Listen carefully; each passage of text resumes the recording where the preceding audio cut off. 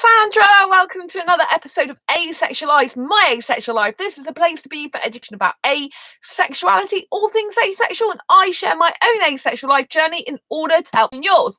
If you haven't already subscribed, please hit the great big subscribe button down below, right here, right now. Please hit that bell icon to get notified of every time I go live like now or post a new video. And don't forget to give this video a thumbs up as we go along if you're enjoying the content. If you don't know who I am Sandra Bellamy, author of this beautiful book, Asexual Perspectives, 47 Asexual Stories, Love, Life and Sex, a celebration of asexual diversity. I'm also the founder of asexualise.com and the founder of Asexualise Academy, which is the world's first online training centre and school for asexuals and asexuality. And today is Asexual Perspectives Awareness Month, day 29. So if you didn't know what Asexual Perspectives Awareness Month is, it's to celebrate our diversity across the asexual spectrum and our differences within it, which is basically what this book is about. This book, Asexual Perspectives, is an introduction to asexuality, and it actually shows you many of the different variations in asexuality across the asexual spectrum through the words of the stories of the interviewees. So rather than giving textbook definitions, you can see how asexuality really does make us think, feel, and affect our lives. So in today's video, I'm talking to you.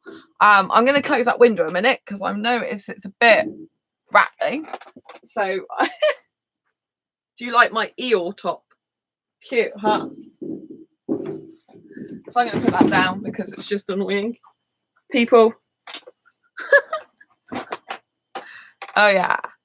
So yeah, I've got my pajama bottoms on and my night tops. Way, my fleecy night tops. Eat all. Anyway, so I hope that's better for you. Yes, so in tonight's episode, I'm talking about how do you identify yourself asexually, and basically what problems does that create for you. So I picked out 3 stories from my Asexual Perspectives book that I'm going to be reading. I'm going to start getting really hot in here now because the window's closed. I've got my nice purple eel on. You know I love eel. Right, so how do you identify yourself asexually? This is a question I asked Zoe. These labels are still so new to me that I find it difficult to categorize correctly. I'm an asexual who doesn't like or want sex, but who needs a human affection. Hugs, an arm around my waist, holding hands, cuddling. As for kissing, a kiss on the cheek and the lips is okay, but I don't need French kissing. As to orientation, it is difficult for me to state, as I feel no sexual attraction to either gender. I feel attracted to the person who is inside the human shell. Most of the time, I gravitate towards women.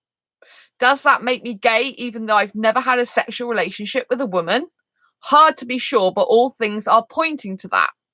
I don't really like men, even just as friends, because I find most of them have a condescending, chauvinistic mindset towards women. I did have a squish, I just recently learnt this term, on a woman a few years ago. She was a temp at my workplace and I felt a connection to her, though I only approached her as a friend, not on a romantic level. Oh, hi, Matthias. Oh, you're from Brazil. Nice to see you, Matthias Gamer. I think you've been on this channel before, haven't you? It's lovely to see you. Thanks for tuning in. So I'm reading from my Asexual Perspectives book tonight because it's Asexual Perspectives Awareness Month. So I'm talking about how to identify yourself asexually and what problems does it create. So asexuality is lack of sexual attraction, as I'm sure you're aware. So I'm in the middle of reading Zoe's story and I'm continuing with her story. So basically, Zoe's saying, I did have a squish. I just recently learnt this term. And this was on a woman a few years ago.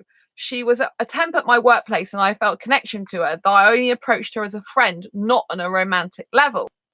When she found a full-time job elsewhere, I gave her my personal email address and said I wanted to keep in contact. This is the first person I'd ever said that to. She wholeheartedly agreed, and that made me happy, thinking this could evolve into something, at the very least a new friend. However, she never answered any of my emails, so after a few months, I stopped sending them. I was crushed. I really thought she liked me. And this can be the thing, you see, when you identify as asexual. Well, because most of the population has a heterosexual mind, or at least a sexual mind, they don't naturally want to reply to emails, because usually if sex isn't involved and it's not on the table, then people are not bothered about responding to you unless they're asexual themselves, or unless they think they can persuade you to change your mind, challenge you about it, not believe you. And so, although this person was hurt at the time, I do believe that it was better in the long run for this asexual to, not have been emailed back, because at the end of the day, if that person is not going to be true to what the impression they were giving, then it's better to have them out of your life. I mean, I wouldn't have spent months emailing. If I give a chance to a person, I might send them a couple of messages and that's it. If a person doesn't reply, I might only send one email. If they don't respond, they don't respond. I don't waste my life away with people like that. There's no point. And so you just have to learn to move on from people. And it's heartbreaking if you've really built a good relationship with someone. There's a person in my old job, and not asexual, and they used to go out love doing dancing, and so do I. And so I turned around and said, we can go out dancing sometime if you want. I'm leaving. And they're like, well, I want to dance till like 3 or 4 in the morning. And you wouldn't want to do that and be up all night. So basically, they didn't want to know.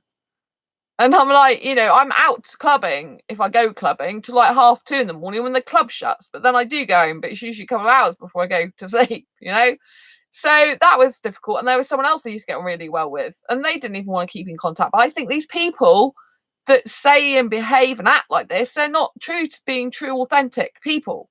They're just putting on this front, putting on this show, putting on this act, because they've got nothing better to do with their time at the time, and your genuine friends will stay with you throughout time if they're meant to be in your life. They'll accept you for who you are. And if you're trying to be someone you're not, something you're not, or they're pushing you to do or be some way other than what you are, then it's no good. You have to just tell them and leave them, or not bother with them. Right, so Joe's story, how do you identify asexually? So I really don't know what all the terms mean. So I know that a lot of people do get confused by all the terms. When you're new to asexuality, that's quite normal. Even I got a bit confused as to, I knew I was heteromantic because I'm only ever attracted to guys, but even I got confused with all the different variations of asexuality. I mean, even now there's so many different terms. I don't know all of them, and I do a channel about asexuality. For me to sit down hour after hour trying to study every single part of the asexual spectrum, I'd be driving myself pretty much insane, as there's new labels coming out all the time and people change the way they identify, and so I think it's good to learn as much about asexuality as you possibly can with what you need to know at the time. Asexuality is always something I need to learn about constantly. There's only one of me and there's only so much time in the world, so I have to allocate my time accordingly, and know as much as I need to know, should know, and more than I should, in order to help others. And I will learn about new terms. There's some new terms, or there's some terms that I need to know about that I will keep learning. But asexuality is a journey, it's a learning curve. You might make up your own label one day. Do you know what I mean? I call myself an asexual cougar. I don't know what anyone else in the world that actually calls themselves that, because I'm into younger foreign guys. Certainly younger, younger foreign guys. I'm not a sexual cougar. I don't get the need, urge, or want for sex with a younger guy whatsoever.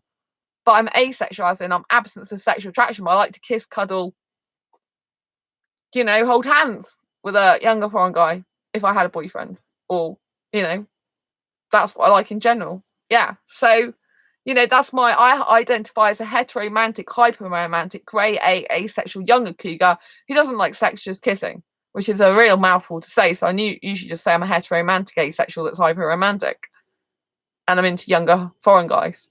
I don't want to have sex with them. I just like kissing.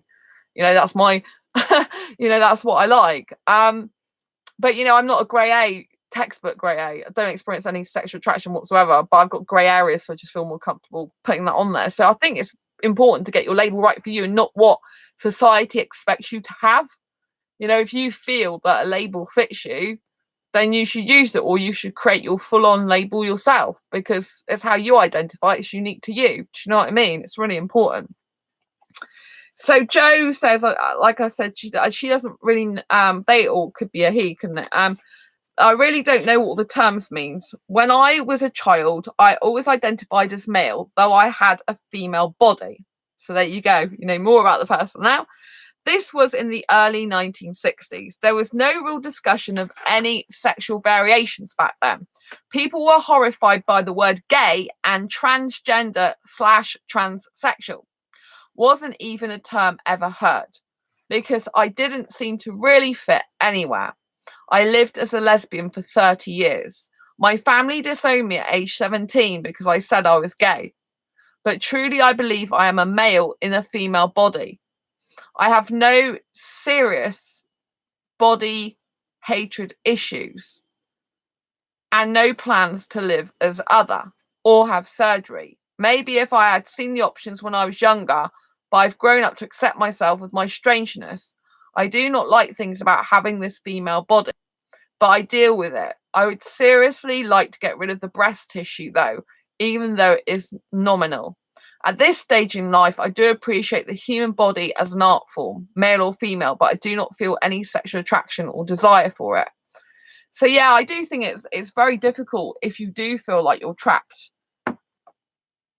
And you're a different gender trapped in a different gender body, you know what I mean? So this person feels like they're a male trapped in a female body, and I do think that's really hard to deal with, you know? Especially if your body's quite alien to you and the parts of it you're like, well, you know. But you have to understand, if you believe in spirituality, if you believe in reincarnation, that we've been on this earth before and that we'll come back again, maybe it's a different form, then that might very well explain why people do feel like they're a different gender. Because in a former life, if you've been here before on this planet Earth, you could have been a different gender. You know, I have male traits. I know I do. I know I have male traits, but I embrace them as a female having male traits. But my male traits are my superpower. I'm very strong in my male traits, but I can use my womanly traits as well. But I'm with my male traits, it's kind of like a lot more natural to me, I guess. Whereas the female traits, I think I just am female. I do have the female traits as well. But it's kind of like I'm more conscious of them. But I like being like a girl and I like being like a guy. But kind of the, like everyone, I did it when I did counselling at school.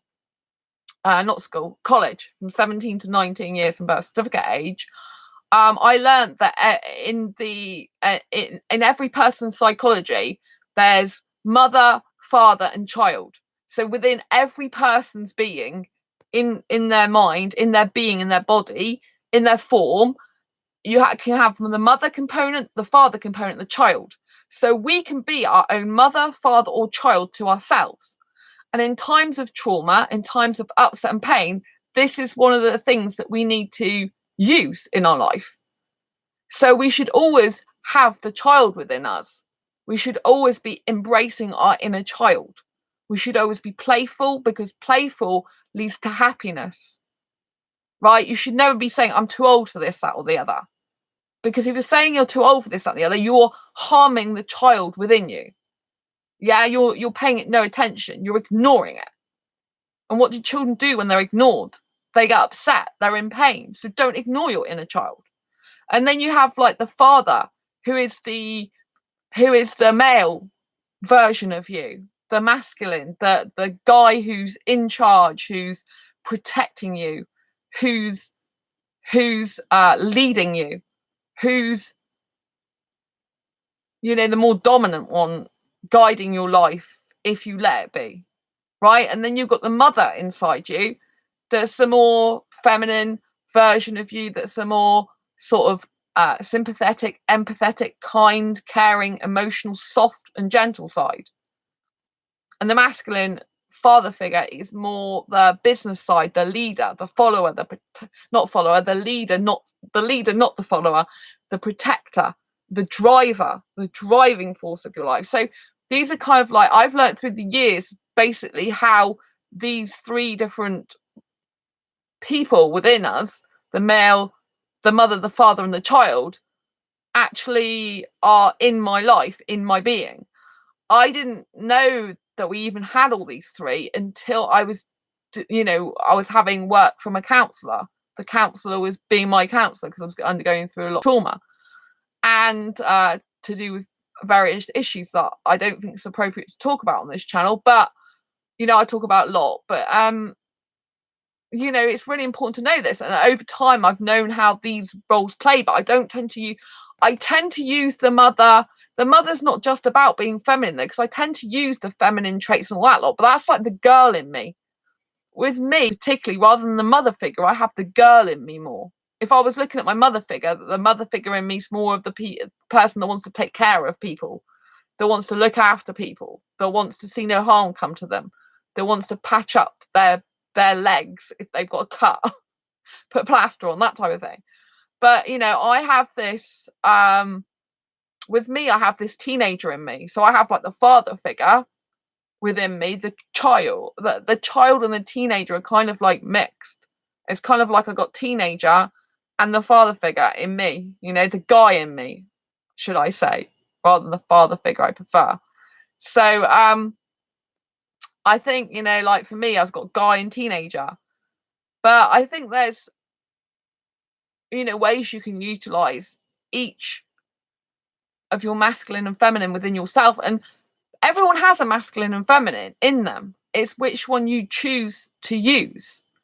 But I think it's perfectly valid if someone feels like they're a different gender than their body is. It may be that you were a different gender in your previous life. I could have been a guy in my previous life, for all I know. I don't know. I don't know if I was a guy or if I was just always a woman with guy traits. I don't know. Because when I look back, I don't see myself as a guy, but I feel like a guy in some ways with the way I am, with my male traits. So it's kind of weird. I think I was in a foreign family before. I think I was probably in a Pakistani Indian family culture because I just love that type of music. I love, one of my, two of my online Facebook friends that live in London, they both got married to each other. One, the female's Pakistani, and they just had a Pakistani wedding for 3 days, and it was amazing. And I really loved the music, the dresses, the dancing. I thought, this is my type of place. This is my type of thing. And so I think if you do believe in past lives and things like that, then you can have things from your past life come up in this life that you are familiar to you, if you know what I mean. It feels good. I mean, I know I feel great if I'm in company of foreign guys, particularly Indian and Middle Eastern, that type of thing. So I think in a past life I was probably with someone like that. And maybe I'm meant to be with someone like that again. I don't know, but I'm happy being single at the moment.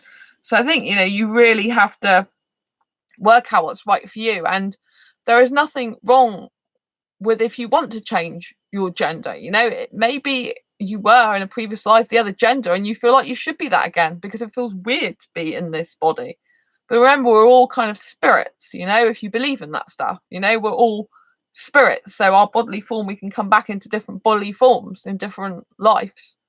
I believe I've been here before. I really do. But I think this life is where I've got to do all these missions because I didn't do them in last life. I've got loads of missions to do. It's very important I achieve all of them. So I'm driven, very driven. So anyway, how do you identify yourself asexually? Andy answered this one. I like telling people that I'm asexual and leaving it at that because it can get so complicated. But to really break it down, insofar as I've never been romantically attracted to a woman in any way.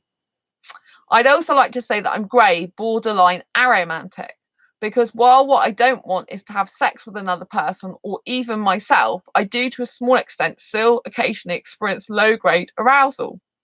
This arousal is only experienced as a kind of empathy when I read a well-written, explicit passage or see a really well-drawn manga. However, I don't imagine myself in place of the characters. It's a kind of appreciation almost, with no real direction and no drive to do anything about it. The thought of aiming it towards anyone at all is repulsive. As far as intimacy is concerned, it's a lot more complicated. I'm easily repulsed by scent, skin texture, and temperature of skin. This is true even when I care deeply for the person and have known them for a long time. So if the person can properly meet all criteria, I'm fine with cuddling and kind of platonic contact and closed mouth kissing. However, it should be noted that despite how I identify, I've been completely fulfilled by friendships to this point and would be willing to wait indefinitely for the right person with no real difficulty. And yeah, I think it's important, to get someone who meets your needs, because clearly Andy has very specific niche needs like I do. If they don't like, if Andy's not going to like the scent of someone or even skin textural temperature, I mean, I don't know how someone's going to actually change that. Do you know what I mean? I don't know how they're going to change that. It's kind of things that's very difficult to change. But, I believe there's something for everyone. I really do. And I believe you can meet a person that maybe they're not going to be quite perfect, but I think you have to have a vision for yourself of what that person should look like and be like. Because if you don't have a vision, how have you got anything to aim for or anything to go for? You don't. So you just blunder along, waiting for something to happen, or something will happen. A potential relationship could come along and then you're not prepared for it. You're not ready and like, I don't know what I want. And this seems to be what's cropping up a lot at the moment on the asexual dating scene. People don't know what they want. And it's really important to know what you want in life. Really important. So you've got direction. You don't waste your time on things that are not right for you, or people that are not right for you to be in a relationship with. I would like to be in a romantic relationship with the right asexual guy, but I haven't found that yet. So I'm quite happy to be on my own right now. I'm very driven. I'm very focused on my career at the moment, which I need to be. It's the top priority in my life at the moment. And, I've got the asexual book that's going on. I've got my fibromyalgia book that's coming out this week in Kindle. Can't wait for that because I've got people who want to include in asexuals.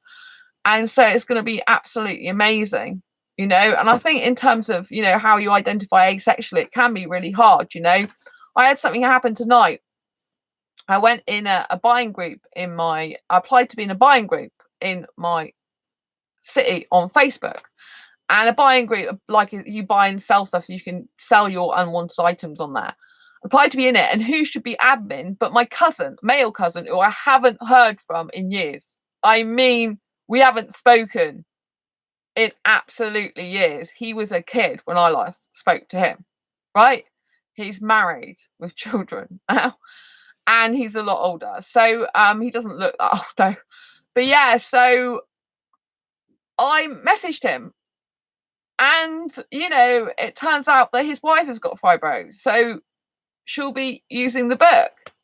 She'll want the book, which is great. And it's not she's got fibro, but it's great, that happens to be the case. And when we were talking, I told him, he asked me how I was, and I said that I found out I'm hetero asexual, not heterosexual. And he's like, what does that mean? I said, well, actually, I'm heteromantic. And explain what it means. I'm romantic attracted to guys, but not sexually, so I don't want sex with them. And then he asked me if I still get turned on. And that was weird, because this is my cousin we're talking about, my cousin. And I don't usually get family members asking me about it. And that was kind of weird. But I only always know he's doing it out of curiosity because he said it seemed strange to him. So I did explain to him. I said, well, I don't usually have to discuss this with family members, but I do experience high levels of, I do experience arousal when I don't think I said the word, I don't know if I said the word high arousal levels, but I said I do get aroused when I kiss a guy I'm highly aesthetically attracted to, but I don't want sex with him. And so I told him about this channel, so he might tune in, who knows. But I think it's important to educate. He did say, I'm sorry if I made you uncomfortable. So that was really nice. And then we had the discussion about my fibro book coming out and the fact his wife would be in need of it. So that's good, So I think, we have to remember that sometimes heterosexuals and sexuals in general, they've never come across asexuality before. And sometimes, although the questions are really intrusive to us, they feel intrusive. Some people just genuinely want to understand it better. Whereas other people, they just want to mock us and not listen and are closed-minded. The other people are genuine to understand it. They want to understand if asexual means you don't have any sexual interest whatsoever. You don't want to be touched. You don't get aroused. And I think it's important to put these people straight. You know, there's a person on this channel that I've been replying to, and they don't believe that you're really asexual unless you don't experience any arousal or do anything sexual. And that simply isn't the case. Asexuality is a lack of sexual attraction, but that is not the same as arousal. I can still feel aroused in my body, but I'm not sexually attracted to anyone. I don't go up to anyone or in anyone's company and think I want sex with them, but I can still get aroused in my body. They're two completely different things. I didn't get it though. I didn't understand this when I first started my asexual journey. I couldn't understand it. I thought asexual literally meant you don't want anything to do with any sexual activities, any sexual stuff whatsoever. But there's quite a number of people in the asexual community that do get aroused. They do masturbate. It's true. I can't deny it. There are some aromantics that even do that, you know, and they don't experience any sexual attraction whatsoever, even remotely. Some of these people, nothing, diddly squat, you know. But some aromantics can still get attracted aesthetically to people, even though being an aromantic, they don't get romantically attracted to anyone, you know. And, you know, asexual aromantics I'm talking about, because you get sexual aromantics too. So an asexual aromantic, or aromantic as lots of people call it, is when someone is lacking in sexual attraction, lacking in romantic attraction. But some aromantics can actually experience asexual attraction, which I think it's important to note that, because it can freak out some aromantics. So like, well, if I don't experience any sexual attraction or much attraction at all to anyone, just like friends, why am I getting aesthetically attracted, you know? So just accept who you are, you know, get the label that you want if you want to have a label. The reason why I say it's good to use a label for yourself is if you're on the asexual dating scene, but, you know, if you don't want to use labels, so I don't want to use your labels, but I can explain to you how things are for me, because you've got to be fair to the other people that are looking for a relationship. If you're into that, if you're not looking for a relationship, it doesn't matter, it's not applicable.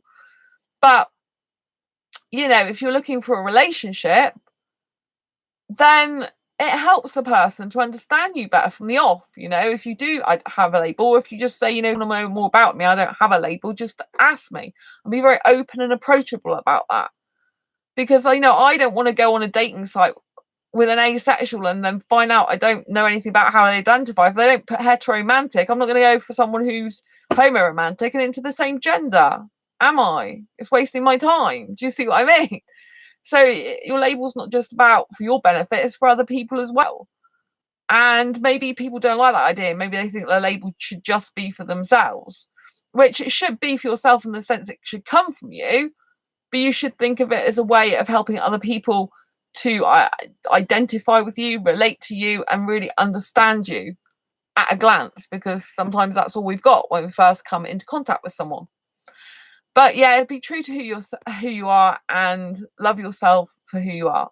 It's the best feeling in the world.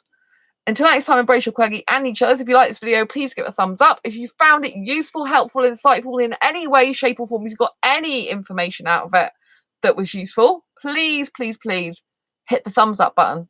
I'd really appreciate it. It gets these videos higher up in the search engine rankings, makes them see more, makes asexuality better known. And until next time, embrace your quirky and each other. Subscribe if you haven't already. Please hit that great big bell icon to get notified of every time I go live right now, post a new video. And I will see you on the next live stream or video. Take care. Bye.